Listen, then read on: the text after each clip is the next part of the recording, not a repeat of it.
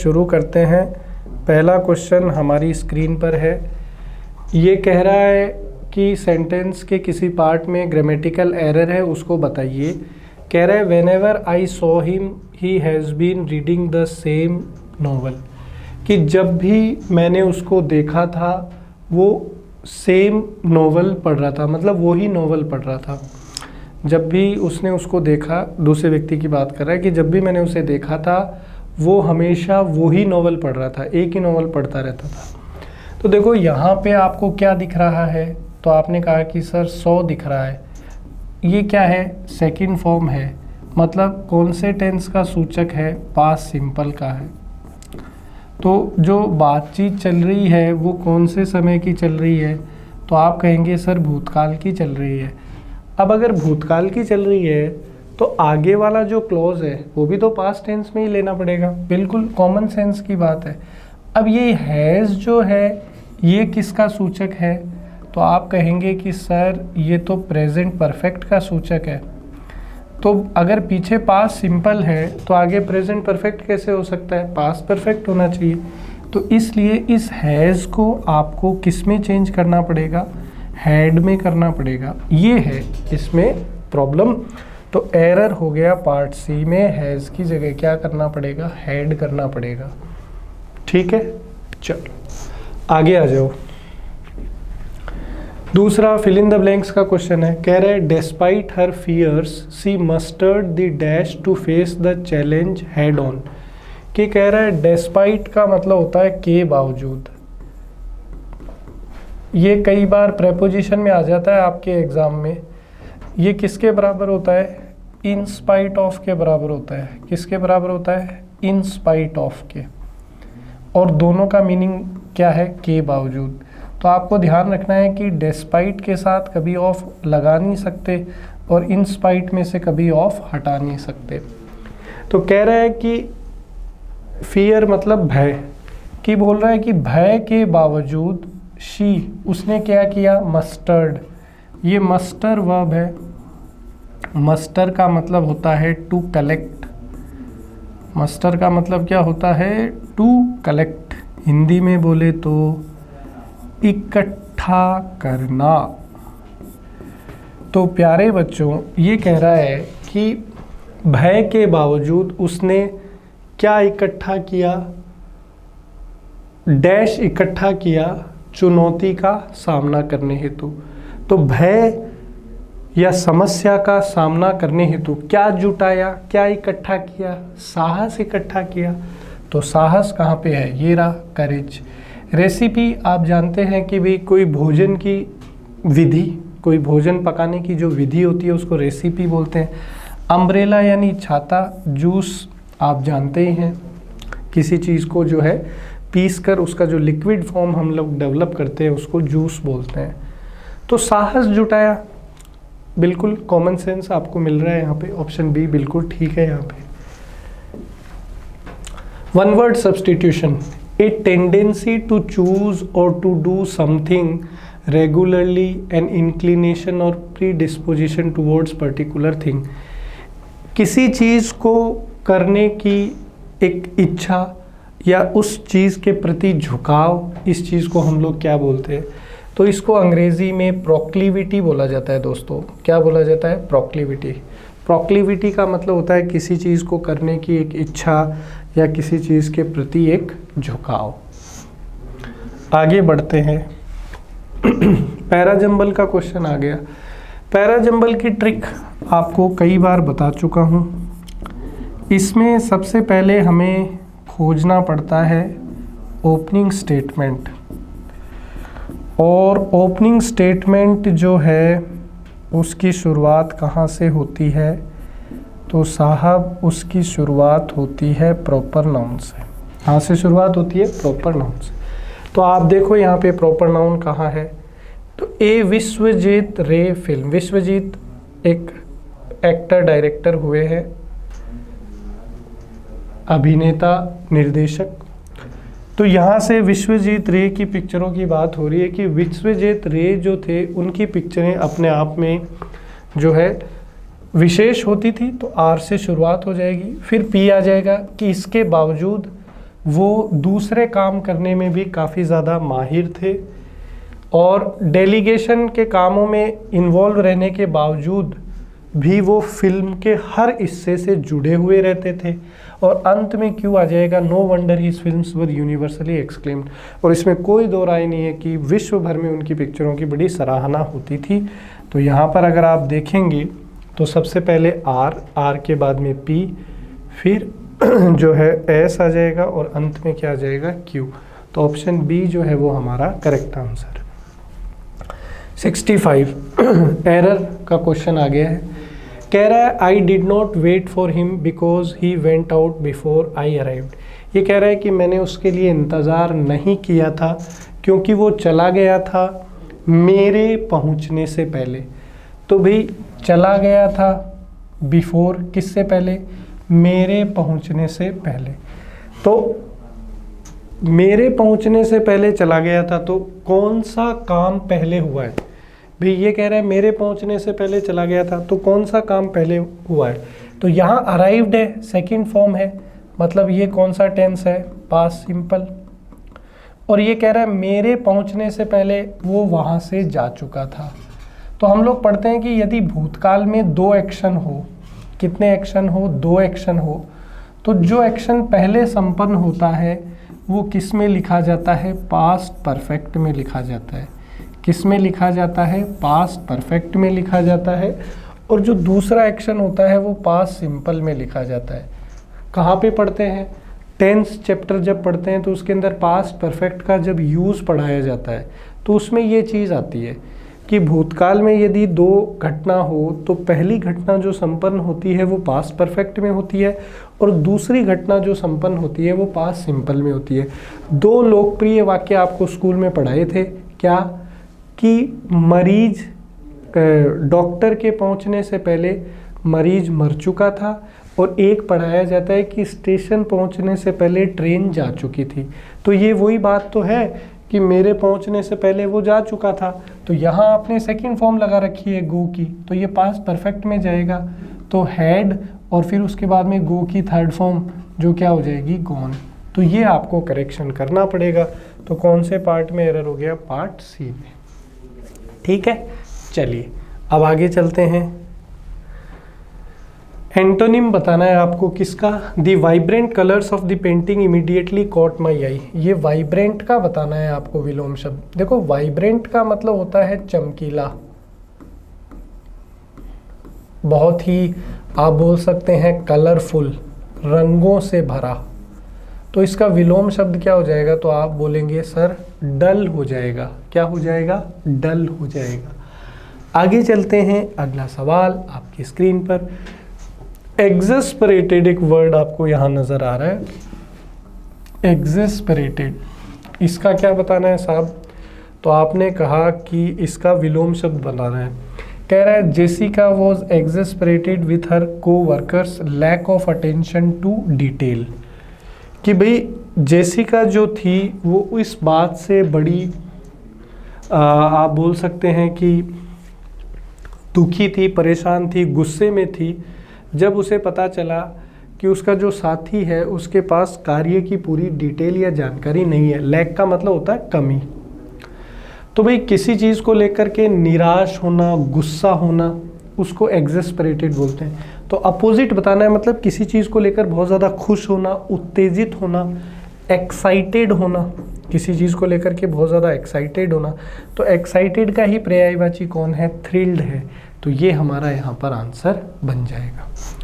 अगले सवाल की तरफ चलते हैं। ये कह रहा है कि भाई दिए गए प्रश्न का जो है एक्टिव वॉइस बनाओ, मतलब पैसिव में दिया हुआ है। ये कह रहा है select the option that expresses the given sentence in active voice. दिया तो इसने है एक्टिव वॉइस और मुझे यहाँ पर ऑप्शन सारे मिल रहे हैं किसके, पैसिव के। तो कहीं ना कहीं गड़बड़ हो गई प्रश्न में। तो आपको ध्यान रखना है कि यहाँ एक्टिव नहीं होगा, क्या होगा, पैसिव होगा। ठीक है, क्योंकि भी सारे ऑप्शन पैसिव में, मतलब पैसिव वॉइस आपको बताना है। तो ये कह रहा है आई नो, मैं जानता हूँ कि वो जो है अपना गिटार बजाएगा।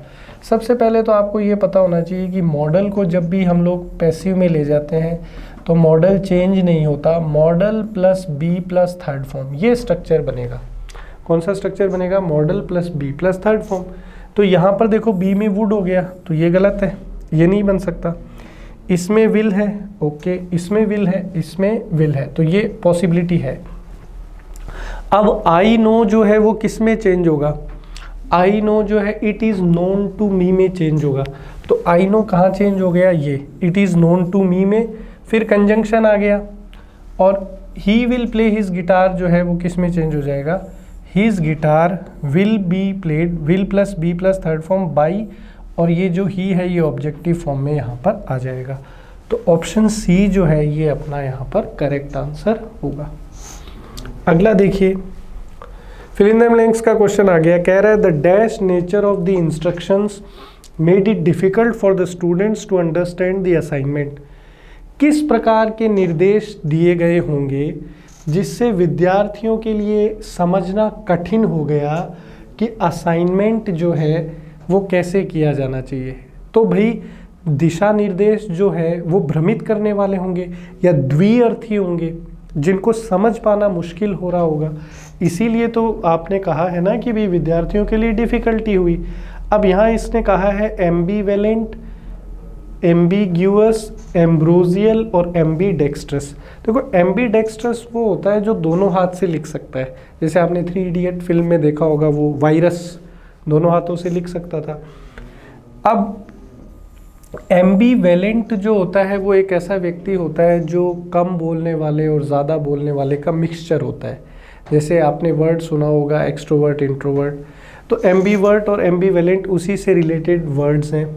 एम्बिग्यूअस का मतलब होता है द्विअर्थी, कोई ऐसी चीज़ जिसके 2 अर्थ निकलते हैं। अब 2 अर्थ निकलते हैं तो मतलब उसका अर्थ क्या नहीं है? स्पष्ट नहीं है, और स्पष्ट नहीं है इसलिए उसको समझना मुश्किल है।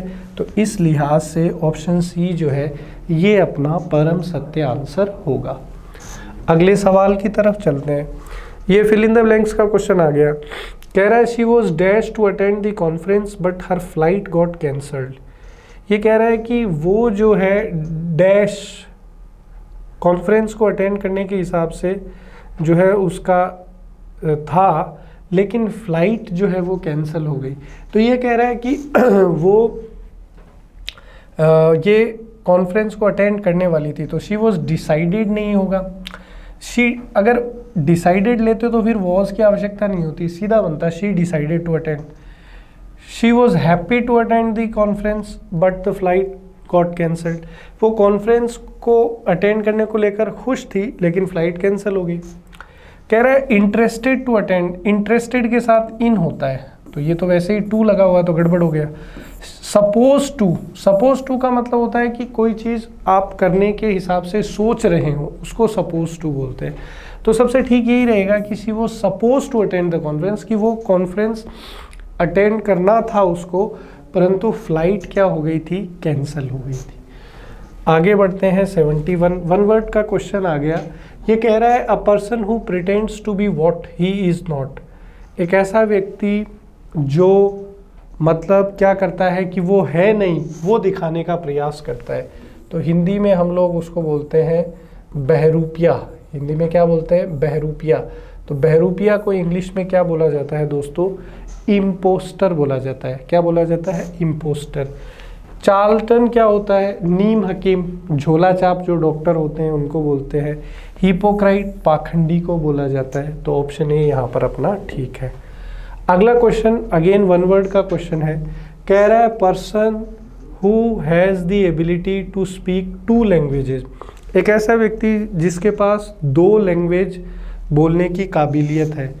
दोस्तों मल्टीलिंगुअल तो वो होता है जिसके पास बहुत ज़्यादा, बाई का मतलब होता है 2, तो यहाँ 2 की बात है तो ए ऑप्शन ठीक हो जाएगा। पॉलीग्लॉट जो है वो होता है बहुविवाह, एक से ज़्यादा शादी के संदर्भ में। लिंग्विस्ट होता है भाषाविद जो भाषा पे रिसर्च करता है या अध्ययन करता है। तो ए ऑप्शन ठीक है यहाँ पे। अगेन कह रहा है कि डायरेक्ट या इनडायरेक्ट में से क्या होना चाहिए। तो भाई आपको सेंटेंस कॉमा इन्वर्टेड कॉमा में दिख रहा है तो साफ सीधी बात है कि ये डायरेक्ट स्पीच में है, उसको इनडायरेक्ट में लाना है। सैड जो है वो नो चेंज होता है, तो देखो सब जगह सेम है। एफर्मेटिव सेंटेंस है तो कंजंक्शन भी सेम है।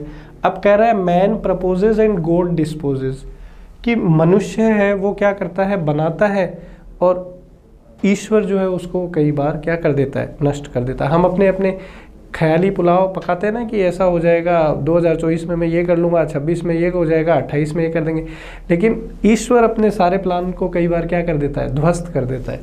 तो ये जो यहाँ पर लिखा हुआ है ये एक तरीके का आप बोल सकते हैं यूनिवर्सल ट्रूथ या फैक्ट है कि भाई मनुष्य बनाता है और ईश्वर उसको क्या कर देता है, बिगाड़ देता है। तो हम लोग जब नरेशन पढ़ते हैं तो ये एक्सेप्शन में आता है कि यूनिवर्सल ट्रूथ हो गई या कोई फैक्ट हो गया, तो उनको हम लोग कभी भी नरेशन में क्या नहीं करते हैं, चेंज नहीं करते। और अगर आप चेंज नहीं करते हैं तो आप इसको एज इट इज़ लिखेंगे। तो देखो ऑप्शन फर्स्ट में एज इट इज़ अपन ने लिखा है, बाकी हर जगह अपन ने चेंज कर दिया है, तो इसलिए 73 में ऑप्शन ए अपना करेक्ट आंसर है। आगे चलते हैं, कह रहा है कि इनमें से कौन सी स्पेलिंग गलत है वो बतानी है। तो देखो प्रेडिकमेंट की स्पेलिंग बिल्कुल ठीक है, रिपग्नेंट की बिल्कुल ठीक है, ऑब्नॉक्शियस की ठीक है, रेपेलेंट की गलत है, यहाँ पर एल ई की जगह क्या हो जाएगा, ए हो जाएगा, रेपेलेंट। रेपेलेंट का मतलब होता है किसी चीज़ से दूरी होना। आगे बढ़ते हैं दोस्तों, अब अगेन अपने पास पैरेजम्बल का क्वेश्चन आ गया है। मैंने आपको पहले भी कई बार इस तरीके के क्वेश्चन जो है करने बताए हैं। इनकी ट्रिक क्या होती है, ओपनिंग स्टेटमेंट खोजिए और उसकी शुरुआत जो है वो प्रॉपर नाउन से होती है, ठीक है। अब यहाँ पर अगर आप देखें तो कंप्लेनिंग अबाउट ऑस्कर विनर्स, तो इसके अंदर विनर्स से अपन शुरू करेंगे। Is as much an annual ritual as obsessing over who और what on the award ceremony, red carpet और champagne carpet as it was this year. कह रहा है कि ऑस्कर विनर्स जो है या ऑस्कर जो सेरेमनी होती है उसके अंदर किस कलाकार ने कैसे कपड़े पहने थे, वो कैसे चल रहा था, इन चीज़ों पे बहुत ज़्यादा क्या होती है, चर्चा होती है। फिर यहाँ पर पी के बाद जो है क्यू आ जाएगा कि 2023 एक ऐसा साल था जहाँ पे लगभग सब लोग जो है विनर्स को लेकर सहमत थे कि भाई सही जो है अवार्ड ये पे मिला है, सही अवार्ड जो है यहाँ पर क्या किया गया है, दिया गया है। किसको दिया गया है, सही अवार्ड जो है विनर्स को दिया गया है। फिर आ जाएगा everything everywhere all at ones which von 7 awards was a favourite in most of categories that it was in, while few cavilled at the honors won by all quite on the western front. The anti-war movie was a shoe-in. और all at once नाम से एक film थी जिसने 7 award जीते थे, तो सबको वो काफ़ी पसंद आई थी। और लास्ट में ये हो जाएगी considering the Russia Ukraine conflict which has just completed 1 year, Black Panther, Wakanda Forever and Women Talking. तो यहाँ पर अगर आप देखें तो पी के बाद क्यू, क्यू के बाद आर और आर के बाद एस, यानी ऑप्शन डी जो है 75 में वो बिल्कुल अपना करेक्ट है। 76 की तरफ चलते हैं। ये कह रहा है कि अंडरलाइन पार्ट को बताइए कि इम्प्रूव होगा कि नहीं हो रहा। तो कह रहा है I am looking forward to meet you at the party. तो ये लुकिंग फॉरवर्ड टू मीट ये है अंडरलाइन पार्ट। दोस्तों ये जो फ्रेज है लुक फॉरवर्ड टू, ये इम्पोर्टेंट रूल है भाई, इसको आप इम्पोर्टेंट लगाइए, कई बार एग्ज़ाम में आया है। ये रूल क्या है, लुक फॉरवर्ड टू जो फ्रेज़ है इसके बाद हम लोग जेरेंड का उपयोग करते हैं। किसका उपयोग करते हैं, जेरेंड। जेरेंड मतलब वर्ब की फर्स्ट फॉर्म में क्या लगा देते हैं, आईएनजी लगा देते हैं। तो ये हो जाएगा I am looking forward to meeting. तो 76 में जो है ऑप्शन बी बिल्कुल सही है। 77 की तरफ चलते हैं। अगेन पैराजम्बल का क्वेश्चन आ गया। तो ये मैंने आपको पहले ही बता रखा है कि भाई आपको इसमें जो है किसको खोजना है साहब, प्रॉपर नाउन को खोजना है। तो प्रॉपर नाउन जो है वो यहाँ दिया हुआ है कि सऊदी ईरान डील जो है जिसमें चाइना ने बीच में हस्तक्षेप किया था, उसके काफ़ी ज़्यादा मसले होने वाले हैं, प्रॉब्लम्स होने वाली है, क्योंकि जो दोनों पश्चिमी एशियाई इस्लामिक राइवल्स हैं वो वापस से अपने जो है रिश्ते बनाने का प्रयास कर रहे हैं। कई समय से उनके रिश्तों में कड़वाहट चल रही थी, तो चाइना जो है वो हस्तक्षेप करके उनके बीच में सुलह करवा रहा है। फिर ऐसा जाएगा कि टू साइड्स जो है इराक और ओमान के बीच में काफ़ी जो है चर्चा हुई है। और अंत में पी आ जाएगा कि सऊदी अरेबिया जो है उन्होंने 2019 में कुछ ड्रोन अटैक्स कर दिए थे, ईरान का ऐसा कहना है, तो उसकी वजह से जो है उनके बीच में काफ़ी दूरियां बढ़ गई थी। तो बी ऑप्शन जो है हमारा बिल्कुल ठीक है, QR और SP। आगे बढ़ते हैं दोस्तों, और एक और यहाँ पर हमारे पास में क्या आ गया है, पैरा जंबल आ गया है। क्वेश्चन नंबर कौन सा है, 78। तो इसको सॉल्व करने का प्रयास करते हैं। तो शुरुआत कहाँ से होगी, तो इसकी एक कहानी की शुरुआत है। तो ये कह रहा है, in a forgotten corner of YouTube there is a video of the good life from the early 80s। कि अगर हम लोग बात करें तो यूट्यूब के अंदर एक वीडियो है जो good life from the early 80s, good life from the early 80s नाम से एक वीडियो है। फिर ऐसा जाएगा जिसमें एक नौजवान जो सलमान खान है, उन्होंने कैमरे के सामने अपनी पहली प्रेजेंस दी थी। एक छोटी नाव पे उन्होंने जो है कोई एडवर्टाइजमेंट किया था। ये आज के दिन में जो सलमान खान एक्टर है उनकी चर्चा हो रही है। फिर यहाँ पे पी आ जाएगा दोस्तों, they laugh and swim sing and dance all while sipping Campa Cola. वे लोग, वो जो एडवर्टाइजमेंट है उसमें वो जितने भी लोगों को दिखाया जाएगा वे हंस रहे हैं, स्विमिंग कर रहे हैं, गा रहे हैं और नाच रहे हैं, और साथ में क्या पी रहे हैं, कैंपा कोला पी रहे हैं। और लास्ट में क्यों आ जाएगा, there is of course an irony to the advertisement. और वो एडवर्टाइजमेंट जो है उसकी बड़ी जो है ये विडम्बना है। तो ऑप्शन ए यहाँ पर बिल्कुल ठीक है, R, S, Q और P। अगला जो सवाल है दोस्तों, एक और पैरा जंबल आ गया है। कुछ क्वेश्चंस पेपर में कई बार ऐसा होता है जिनकी भरमार ज़्यादा होती है, तो ये पेपर जो है इसमें पैरा जंबल ज़्यादा है। तो 79 में देखिए दोस्तों, कहानी की शुरुआत R से होगी कि when I woke up this morning, कि जब मैं इस सुबह उठा, I found a package on my door step, तो मुझे अपने दरवाजे पर एक पैकेज मिला। और ये पैकेज जो है वो मेरे बेस्ट फ्रेंड से था जो है दूसरे देश में रहता है। Inside there was a letter and a photo album. Package के अंदर क्या था, एक पत्र था और फोटो एल्बम था। और अंत में ऐसा जाएगा, as I look through the album I was flooded with memories of our childhood together. और वो ऑथर कह रहा है कि जैसे ही मैंने वो जो एल्बम खोला, मैं अपनी बचपन की यादों में खो गया। वो दोस्त, बचपन के दोस्त होंगे तो उसके हिसाब से चर्चा हो रही है। तो ऑप्शन ए जो है ये अपना यहाँ पर करेक्ट है। क्वेश्चन नंबर 80 की तरफ चलते हैं। स्पिल द बीन्स, मुहावरा आ गया। कल शायद मैं आपको प्रीलिम्स के हिसाब से जो मॉक टेस्ट करवा रहा था CGL का, उसमें ये मुहावरा मैंने आपको बताया था। स्पिल द बीन्स का मतलब होता है दोस्तों रहस्य उजागर करना। और इसके लिए एक और मुहावरा यूज़ होता है, थ्रो अप दी कार्ड्स। क्या मुहावरा यूज़ होता है दोस्तों, थ्रो अप दी कार्ड्स। तो यहाँ पर देखो कौन सा ऑप्शन हो जाएगा, बी हो जाएगा, टू रिवील ए सीक्रेट और इन्फॉर्मेशन, जिसको अपन रहस्य में ही रखने की कोशिश कर रहे थे। अगला सवाल, सिनोनिम बताना है। The protagonist of the novel was known for his perspicacity in solving complex problems. तो ये कह रहा है कि जो नोवेल के अंदर प्रोटैगोनिस्ट था, प्रोटैगोनिस्ट का मतलब होता है मेन कैरेक्टर। प्रोटैगनिस्ट का मतलब क्या होता है दोस्तों, मेन कैरेक्टर। हिंदी में अपन बोल सकते हैं मुख्य पात्र। तो ये कह रहा है कि सिनोनिम बताओ किसका, अंडरलाइन पार्ट का। तो किसका सिनोनिम अपने को पूछा है, तो ये सिनोनिम पूछा है अपने को दोस्तों पर्सपिकेसिटी का। किसका पूछा है, पर्सपिकेसिटी का। तो पर्सपिकेसिटी को हम लोग बोलेंगे बुद्धिमता। तो इंटेलिजेंस जो है ये हमारा यहाँ पर आंसर हो जाएगा। अगला देखो दोस्तों, ओहो एक और पैरा जंबल। तो पैरा जंबल की शुरुआत जो है वो कहाँ से होती है, प्रॉपर नाउन।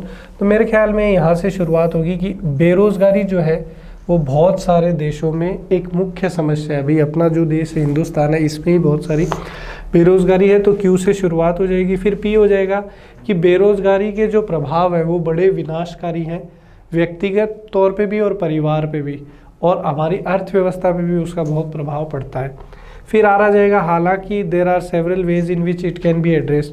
कई तरीक़ों से बेरोज़गारी को जो है बताया जा सकता है। अंत में फिर ऐसा आ जाएगा जिसके अंदर है कि भाई जॉब ट्रेनिंग प्रोग्राम चलाए जा सकते हैं और ज़्यादा जॉब अपॉर्चुनिटीज़ हम लोग क्रिएट करें, पॉलिसीज़ ऐसी बनाएं जो छोटे व्यापारों को सपोर्ट करें, तो इससे बेरोज़गारी को हटाया जा सकता है। तो ऑप्शन बी जो है ये यहाँ पर आपका ठीक हो जाएगा।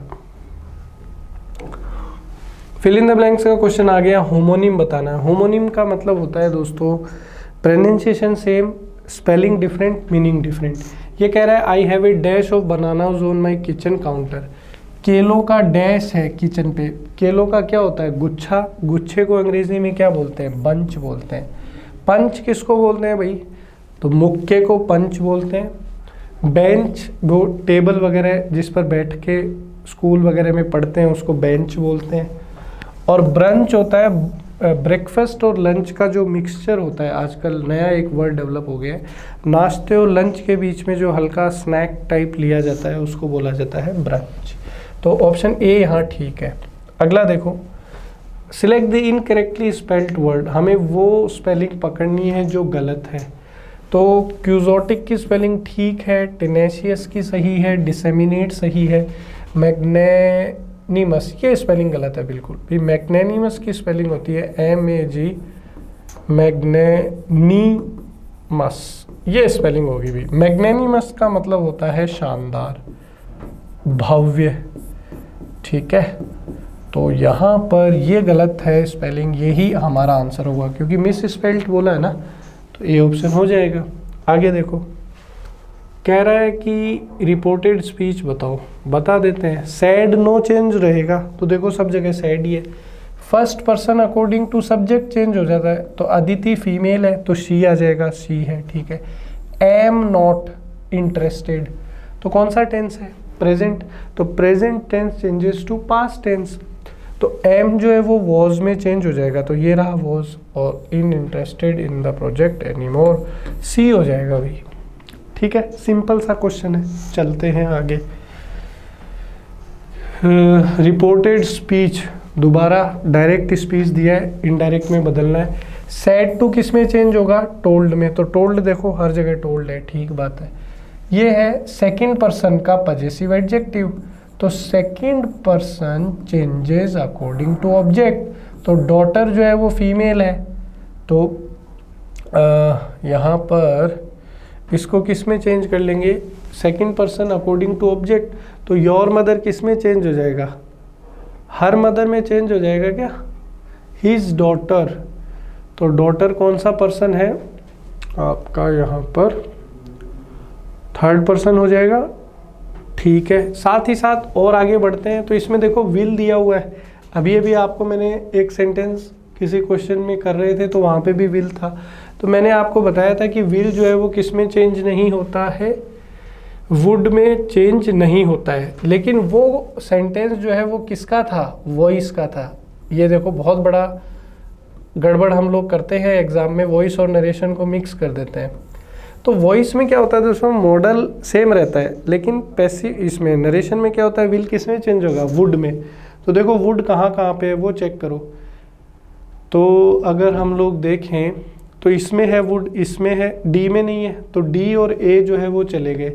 अब बी और सी दो ऑप्शन है हमारे पास। तो यहाँ पर अपन ने कहा था भाई योर मदर जो है वो इसके अकॉर्डिंग सेकेंड पर्सन ऑब्जेक्ट के अकॉर्डिंग चेंज होता है, तो ये हर मदर हो जाएगा। विल वुड में चेंज हो जाएगा। बी वेटिंग फॉर, ये फर्स्ट पर्सन है, तो फर्स्ट पर्सन का ऑब्जेक्टिव केस है, ऑब्जेक्ट है ना मी। फर्स्ट पर्सन किसके अनुसार चेंज होता है? सब्जेक्ट, तो फादर प्रोनाउन फॉर्म में ही, और इसका ऑब्जेक्टिव केस क्या होगा? हिम, तो यहाँ पर हिम बिल्कुल ठीक है। तो ऑप्शन बी जो है ये हमारा यहाँ पर क्या हो जाएगा?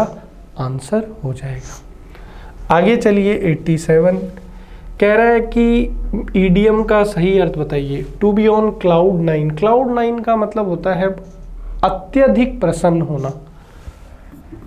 क्या होता है? अत्यधिक प्रसन्न होना। आपने हिंदी में सुना होगा सातवें आसमान पर, तो सातवें आसमान पर अंग्रेजी का जो मुहावरा है वो बनता है ऑन क्लाउड नाइन, बहुत ज़्यादा खुश होना। तो आप चार ऑप्शन की तरफ जाओगे तो ए हो जाएगा, to be in a state of extreme happiness and joy. अगले कि एक्टिव वॉइस में कहना है, कह रहा है she use the aerobic ball during workout, तो during workout the aerobic wall. अब ये यूज्ड जो है, अब बहुत सारे लोग यहाँ कंफ्यूज हो जाएंगे कि भाई यूज्ड को जो है किस तरीके से ले। तो भाई ये यूज जो है ये सेकंड फॉर्म की तरह काम करेगा, मतलब पास्ट सिंपल। तो पास्ट सिंपल को जब हम लोग पैसिव में चेंज करते हैं तो वॉज वर के साथ क्या आ जाता है, थर्ड फॉर्म। तो यहाँ पर ये वॉज यूज्ड हो जाएगा, यानी डी ऑप्शन जो है ये अपना करेक्ट है। आगे देखो, एक्टिव वॉइस में चेंज करना है। कह रहा है वसंत हैज़ डिलीवर्ड द स्पीच। तो एक्टिव में जाएंगे तो द स्पीच इधर आ जाएगा, सब्जेक्ट बनेगा। हैज़ डिलीवर्ड ये क्या है, उसमें है प्रेजेंट परफेक्ट में। तो प्रेजेंट परफेक्ट को पैसिव में चेंज करते हैं तो हैज़ है वो बीन के साथ थर्ड फॉर्म। तो जब the speech has been delivered by Vasant, तो डी ऑप्शन जो है ये अपना करेक्ट हो जाएगा। अब देखो ये पैराजंबल आ गया। पैराजंबल करने का तरीका मैंने आपको बता ही रखा है, इसको पूरा पढ़ना है और फिर उसमें फिलअप करेंगे। कह रहा है in recent years the global media landscape has undergone A dash, the rise of digital platforms and social media has the dash the way information is disseminated and consumed. बोला पिछले कुछ सालों में ग्लोबल मीडिया जो है उसके अंदर एक बहुत बड़ी आप बोल सकते हैं कि गिरावट देखी गई है, और सोशल मीडिया या जो सोशल प्लेटफॉर्म्स है उन्होंने एक बड़ी जगह जो है घेर ली है। और जिस तरीके से इंफॉर्मेशन जो है वो लोगों तक पहुंचाई जाती है या उसको कंज्यूम किया जाता है वो भी बहुत तेज़ी से बदल रहा है। With this change comes the growing issue of dash news which has led to widespread misinformation and eroded public trust in traditional media outlets. कई बार सोशल प्लेटफॉर्म पे ऐसी खबर चली जाती है जो गलत होती है और उसकी वजह से लोगों का एक भरोसा भी गिरता है, कम होता है। तो ये एक बहुत बड़ी समस्या है। To combat this it is imperative that governments, media organisations and citizens take dash measure. तो बोल रहा है इस चीज़ का सामना करने के लिए ज़रूरी है कि सरकार और लोग इस चीज़ के प्रति कड़े कदम उठाए और जो है इस चीज़ का सामना करें। पहले ऑप्शन में चलते हैं, क्या आता है, in recent years the global media landscape has undergone A transformation हो जाएगा। ट्रांसफॉर्मेशन मतलब किसी चीज़ में एक बहुत बड़ा बदलाव आता है तो उसको ट्रांसफॉर्मेशन बोलते हैं। अगला कह रहा है the rise of digital platforms and social media, कि सोशल मीडिया और डिजिटल प्लेटफॉर्म का जो एक राइज हुआ है, has dash the way information is disseminated and consumed. उन्होंने कहा है कि भाई इन्होंने इस चीज़ को जो है काफ़ी ज़्यादा एक तरीके से आप बोल सकते हैं कि बदलाव किया है, तो इसको रेवोल्यूशनाइज किया है डिजिटल मीडिया ने कि किस तरीके से चीज़ें जो है वो लोगों तक पहुंचाई जाएगी। अगला जो है ये कह रहा है कि with this change comes the growing issue of dash news. किस प्रकार की न्यूज़ जाने से नुकसान है, तो गलत या फर्जी न्यूज़ जाने से नुकसान है। तो कैसी न्यूज़, फेक न्यूज़। बहुत सारे प्लेटफॉर्म से हम लोग देखते हैं कि फेक न्यूज़ जाती है, उसकी वजह से हमको दिक्कतें होती है। आगे कह रहा है कि गलत इन्फॉर्मेशन फैल जाती है। तो to combat this it is imperative that governments, media organisations and citizens take dash measures. किस प्रकार के कदम उठाने पड़ेंगे, तो बचाव के कदम उठाने पड़ेंगे। तो बचाव के लिए कौन सा शब्द आ जाएगा, प्रिकॉशनरी, कि भी प्रिकॉशन हमें लेना पड़ेगा, बचाव के कदम हमें उठाने पड़ेंगे। अब हम लोग आगे चलते हैं और अपने सामने जो है यहाँ पर एक पैसेज आ गया है, तो इस पैसेज को पढ़ेंगे और जो सही प्रश्न है उनका जवाब देने का प्रयास करेंगे। कह रहा है when the Reserve Bank of India issued its first set of digital lending guidelines in September 2022, there was push back from the fintech industry that many players would be forced to shut shop and credit availability would shrink. कह रहा है reserve bank ने जब सितंबर 2022 में guideline दिए थे digital lending के। Digital lending मतलब कि भाई आप डिजिटल प्लेटफॉर्म से जो पैसा का लेन देन करते हैं, तो उसकी वजह से बहुत सारे जो व्यापारी थे, छोटे व्यापारी, उनको बड़ी दिक्कतों का सामना करना पड़ा। But 7 months on there little evidence of either data from FACE, an industry body representing half the fintech players, show that they disbursed 18,537 crore in loans in Q3 FY23, up more than fold from 8,520 crore in Q3 FY22। कह रहा है कि financial year 23 और 22 के अंदर जो पैसा loan में दिया उसकी जो कीमत है वो 18,000 जो है 537 करोड़ तक पहुंच गई, जबकि 22 में वो कीमत कितनी थी 8,520 करोड़। आगे कह रहा है an Experian paper project that India's digital lending market at 270 billion now will surpass traditional lending by 2030। और कह रहा है कि 2030 तक भारत की जो डिजिटल उधार देने की जो कैपेसिटी है वो कितनी हो जाएगी, $270 बिलियन हो जाएगी, जो कि एक बहुत बड़ी मात्रा है। कह रहा है this explains why the RBI is keen to improve its regulatory scrutiny by asking banks to furnish their agreements with fintech players so that it can assess compliance with guidelines। और इसकी वजह से जो है बहुत सारा क्रिटिसिज्म भी RBI पे हो रहा है कि वो इस तरीके के नियम बनाएं जिससे जो है नुकसान थोड़ा कम हो। RBI's digital lending guidelines had 3 key components. One, it sought to better protect customers of digital lending apps from opaque loan terms, usurious rates and bad recovery practices by requiring upfront disclosures on rates and fees and adherence to its code of conduct। जो RBI की guideline है digital lending की, उसमें सबसे बड़ा जो problem है वो ये है कि वहाँ पे ऐसी ऐप्स को बैन किया जाए जो ऑनलाइन आपको पैसा या उधार पे पैसा लेने पे मजबूर करे। दूसरा है regulated players do seem to have complied. Phase data shows that interest rates on fintech originated loans range from 15.2% to 37% in Q3 financial year 23, with processing charges at 1.6 to 6.2%। एक जो प्रोसेसिंग चार्ज है loan लेने का वो उसमें देखो काफ़ी बढ़ोतरी हुई है, 1.6 से लेकर 6.2% कर दिया। तो ये जो है ग्राहक के ऊपर बहुत ज़्यादा वजन डालती है। These rates may seem high but must be seen light of digital lenders catering to borrowers who cannot access mainstream lenders।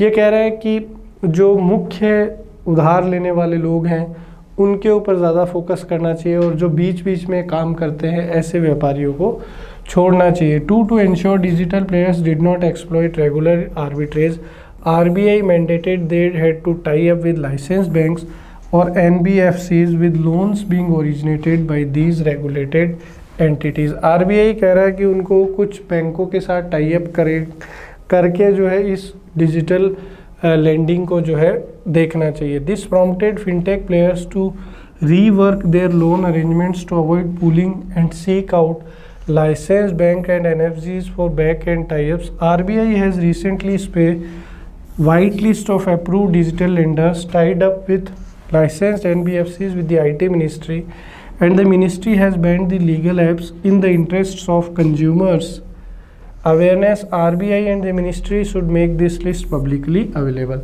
अब RBI ने मिनिस्ट्री के साथ मिलकर एक लिस्ट जारी करी है जिसके अंदर उन्होंने साफ साफ बता दिया है कि भी डिजिटल लेंडिंग या डिजिटल जो हम लोग लोन देते हैं, पैसा उधार देते हैं, वो केवल इन्हीं व्यापारियों को दिया जाना चाहिए, इन्हीं कंपनीज को दिया जाना चाहिए। It is on the third aspect of the guidelines, the need for banks and NBFCs to assume the entire credit risk on fintech sourced loans, that gray area remain। While banks seem to be keen on first loss default guarantee LFDG model where fintech players assume part of the credit risk on loans sourced by them, RBI seems keen to ensure that 100% of the default risk is assumed only by the bank or NBFC। साथ ही साथ RBI ने भी कहा कि अगर कोई व्यापारी defaulter निकलता है या कुछ भी उसमें कमी आती है या वो उधार नहीं चुका पाता तो उसकी पूरी जिम्मेदारी किस पे होगी, बैंक पे होगी। The rise and debtor of the fintech underwriting norms of banks on fintech source loans में curtail the market opportunity। RBI's anxiety to ward off a retail credit bubble amid rapidly rising interest rates is understandable। With these digital lenders now required to report their borrower data to credit bureaus, RBI has the means to closely monitor delinquencies in this segment। It can perhaps give this nascent industry some leeway on the model and tighten risk weighs on providing norms for banks। Yes, it the first signs of emerging stress in fintech source loans। और RBI जो है वो अगर अपनी guidelines को और improve करती रहेगी तो आने वाले समय में जो है काफ़ी ज़्यादा बेनिफिट होगा। अब यहाँ पे कुछ क्वेश्चंस है। पहला क्वेश्चन आपको कह रहा है what was the primary goal of RBI's digital lending guidelines, कि आरबीआई जो है उसकी डिजिटल जो लेंडिंग गाइडलाइंस है उनका प्राइमरी पर्पस क्या था। तो उनका प्राइमरी पर्पस था to protect customers from unfair loan practices, कि वो ग्राहकों को गलत तरीके से जो लोन दिया जाता है उस चंगुल से बचा सके। 95 कह रहा है कि why did the RBI mandate that digital players must tie up with license banks और एनबीएफसीज, आरबीआई ने ऐसा क्यों कहा कि भाई जो बैंक वगैरह है इनको लाइसेंस लेना पड़ेगा आरबीआई से, तभी वो डिजिटल लोन या पैसा उधार दे सकते हैं। तो इसका कारण है to ensure that digital players did not exploit regular arbitrage, ये इसलिए कि भाई किसी भी कंज्यूमर का जो है शोषण वहाँ पे ना हो जाए। अगला कह रहा है what was the impact of RBI's digital lending guidelines on the fintech industry, RBI ने जो ये डिजिटल गाइडलाइन दी है इसका फिनटेक इंडस्ट्री पे क्या प्रभाव है। तो फिनटेक प्लेयर्स जो है continue to disburse loans with a 2-fold increase in quarter financial 23 compare to quarter financial of 2022। भी लोन आरबीआई की गाइडलाइन बनने से जो लोन लेने की जो संख्या थी वो और ज़्यादा बढ़ गई थी। अगला कह रहा है what was the third key component of RBI's digital lending guideline, तीसरा सबसे जो महत्वपूर्ण कंपोनेंट था आरबीआई की गाइडलाइन का वो क्या था। तो वो था banks and NBFCs had to assume the entire credit risk on fintech source loans, RBI ने साफ साफ कह दिया था कि किसी भी प्रकार का कोई नुकसान होगा तो उसकी जिम्मेदारी बैंक की होगी। आगे बढ़ते हैं और यहाँ पे एक और अपने पास पैसेज आ गया है, amendments to taxation rules regarding डेब्ट funds included in the Finance Bill 2023 have delivered an unexpected blow to mutual fund investors। Mutual fund में जो लोग पैसा लगाते हैं उसके अंदर टैक्स लगाने से लोगों को भारी झटका लगा और ये टैक्स जो है फाइनेंस बिल 2023 में लगाया गया। Inflation indexation benefit granted to long term investor in mutual funds has been done away with and return will be taxed as short-term capital gains. Such tax treatment brings debt funds on a par with fixed deposits and small saving schemes। इसकी वजह से जो FD लोग करवाते हैं, SIP वगैरह करवाते हैं, उसमें टैक्स लगाने से जो है काफ़ी ज़्यादा नुकसान लोगों को हो रहा है। They move may redirect some of the future debt fund flows towards bank fixed deposits, taking the sheen of popular categories such as target maturity funds, Bharat bond ETFs and fixed maturity plans, which were a hit with investors in higher tax brackets. Finance Ministry officials have justified the change as a plugging that loophole allowed debt mutual funds to convert the interest income on bonds into capital gains। हालांकि सरकार ने अपना हवाला दिया कि भाई tax लगाने से जो है थोड़ा सा इसको हम लोग रेगुलेट करने की कोशिश कर रहे हैं, लेकिन कहीं ना कहीं लोग जो इन्वेस्ट करना चाहते थे पैसा वो अब पीछे हट रहे हैं इससे। While it may be justified from a revenue point of view, the center should do a holistic assessment of capital gains taxes, including other priorities in such a redirecting capital to preferred avenues and building up different market segments. Also, the change now should ideally have been made in the budget, as it would have allowed greater public discussion and feedback from the MF industry. हालांकि बहुत सारे लोगों ने सरकार से कहा है कि भाई आप इस टैक्सेशन को या इस टैक्स रेट को कम करिए, अदरवाइज जो है इन्वेस्टर यहाँ से निकल जाएंगे। This move along with the budget proposal to tax proceeds of high value insurance plans clearly signals the center's intent to close up all opportunities for tax arbitrage wherever it unearths them। साथ ही साथ जहाँ जहाँ insurance plan है उनके ऊपर भी सरकार जो है वो टैक्स लगाती जा रही है, तो इसकी वजह से जो इन्वेस्टर है वो अपना पैसा खींच रहा है। It is about time that the BFC industry acknowledge the reality and design products that appeal on their own merits instead of leaning on the crutches of tax arbitrage, while corporate treasuries will be unaffected by the change. Now, high net worth investors in long-term debt funds could bear the brunt, which is probably the intent to.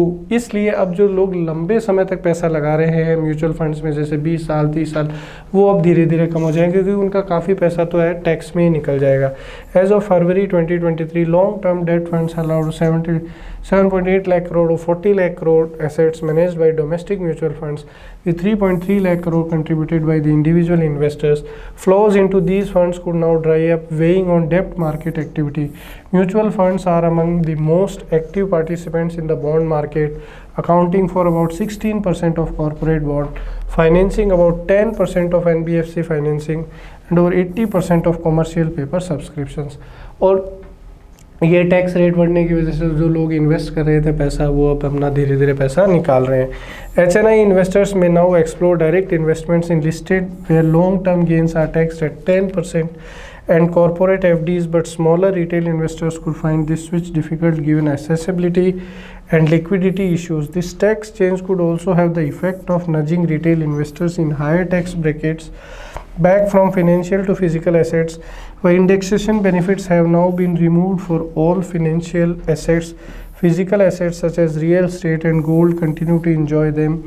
If simplifying the tax regime is the center's intent, it would do well to refrain from such tyrannical changes and usher in a uniform tax treatment for income short and long-term capital gains that holds good for instruments and assets.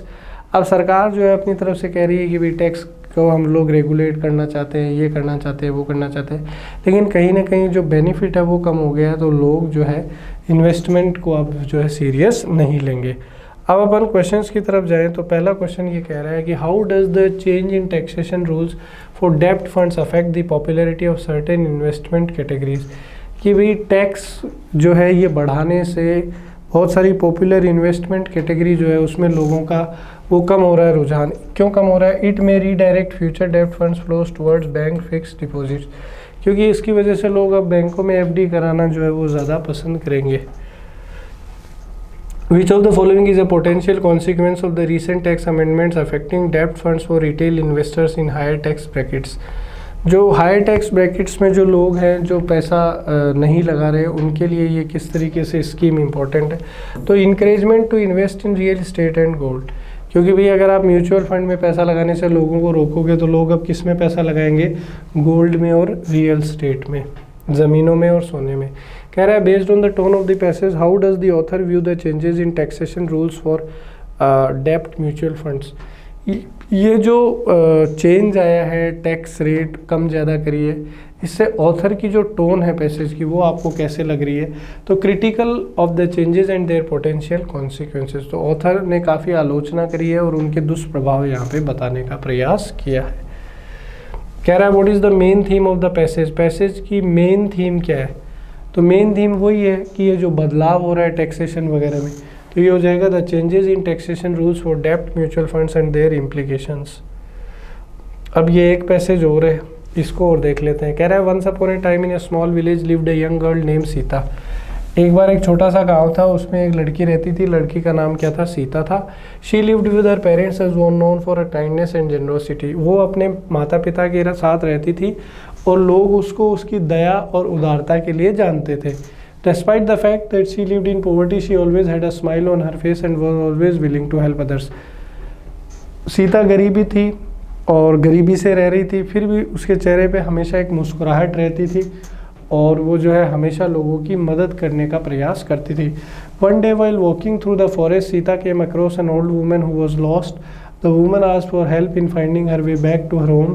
Sita, being the kind-hearted person she was, agreed to help the woman. As they walked through the forest, the woman told Sita about a magical lake that granted wishes to those who found it. एक दिन क्या हुआ, सीता को एक बूढ़ी महिला मिली जो रास्ता भूल गई थी, तो उसने सीता से मदद मांगी। तो सीता भाई चूँकि उसका दिल बड़ा था, मदद करती थी, तो सीता उसकी मदद कर रही थी। तो सीता ने कहा कि भी मैं छोड़ देती हूँ आपको। तो दोनों जा रहे थे, तो सीता को उस महिला ने कहा कि क्या तुम्हें एक ऐसी जादुई झील के बारे में पता है जो लोगों की इच्छा पूरी करती है, जिसको वो मिल जाए? She said that the lake was guarded by A dragon and that only the bravest of people could make it pass the dragon and make a wish. और महिला ने सीता को ये भी बताया कि उस झील की रखवाली जो है वो एक ड्रैगन करता है और बहादुर लोग ही उस ड्रैगन से पार पाके जो है उस झील तक जा सकते हैं, और जो उस झील तक पहुंच जाएंगे उनको फिर आप वो उनकी मनोकामना पूरी होगी, वो अपनी विश मांग सकते हैं। Sita who was always up for an adventure asked the woman to take her to the lake. The old woman warned her of the dangers, but Sita was determined to help others and make a wish that would improve the lives of her village. अब सीता ने कहा कि भाई मैं जाना चाहूँगी उस झील में और अपनी विश को पूरा करना चाहूँगी। सीता की विश ये थी कि भाई वो गांव वालों के जीवन को सुधारना चाहती थी, तो उनके लिए कोई कुछ मांगना चाहती थी। लेकिन महिला ने उससे कहा कि भाई सीता ये अपने लिए खतरनाक हो सकता है। तो सीता चूँकि बहादुर लड़की थी, तो सीता ने बोला कि कोई दिक्कत नहीं है, देख लेंगे। When they finally arrived at the lake, they were greeted by the dragon. Sita bravely stepped forward and spoke to the dragon, telling it of her intentions to make a wish for the betterment of her village. जब सीता वहाँ पहुँची तो सामने dragon था। सीता ने बहादुरी से dragon से बात कही और उससे कहा कि मैं अपने परिवार, अपने गांव के लोगों का जीवन सुधारने के लिए यहाँ पर कुछ मांगने आई हूँ।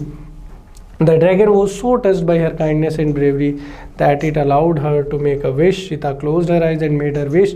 When she opened her eyes, she found that the lake had disappeared and its place was a well filled with gold coins. जब सीता ने ये वहाँ पे बात रखी ड्रैगन के सामने, तो ड्रैगन बड़ा खुश हुआ और उसने सीता से कहा कि भी आप अपनी इच्छा मांगिए।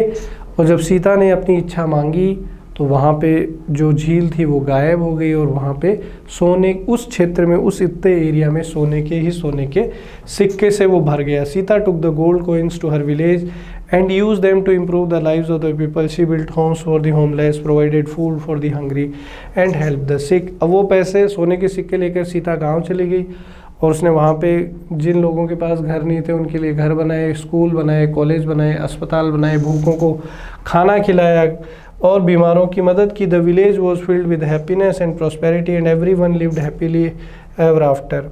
और सब लोग वहाँ खुश हो गए और खुशी से जो है वो अपना जीवन बिताने लगे। From that day Sita was known as the village hero and her story was pass down from generation to generation. उस दिन के बाद से सीता जो है गाँव की हीरो बन गई और उसकी कहानियाँ जो है एक पीढ़ी से दूसरी पीढ़ी के लोग सुनाने लगे।